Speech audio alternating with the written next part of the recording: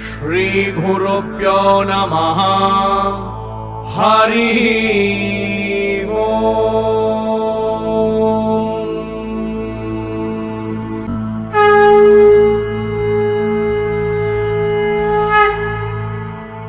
అసలు ఒకప్పుడు కేవలం బ్రాహ్మడు గోవు కలిపే ఉండేవారట.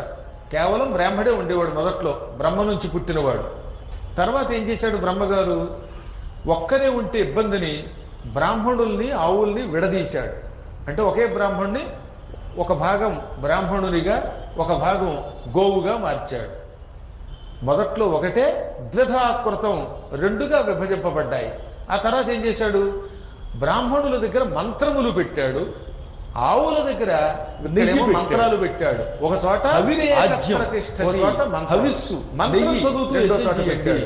ఈ ఆవుంటి ద్వారా యజ్ఞం నెయ్యి అందులో పోయండి, నెయ్యి ఉండి మంత్రాలు దేవతలు సమానస్తారు అని ఈ విధమైన వ్యవస్థ బ్రహ్మదేవుడు నేనే చేశాడని చెబుతున్నాడు. గావ పవిత్రమతులము, గోవు కంటే పవిత్రమైన వస్తువు మరొకటి లేదు. చాలా గొప్పమైన గౌరవమైనటువంటి వస్తువు, పవిత్ర వస్తువు అది. ఆవు శరీరంలో సమస్త శుభాలు ఉన్నాయి.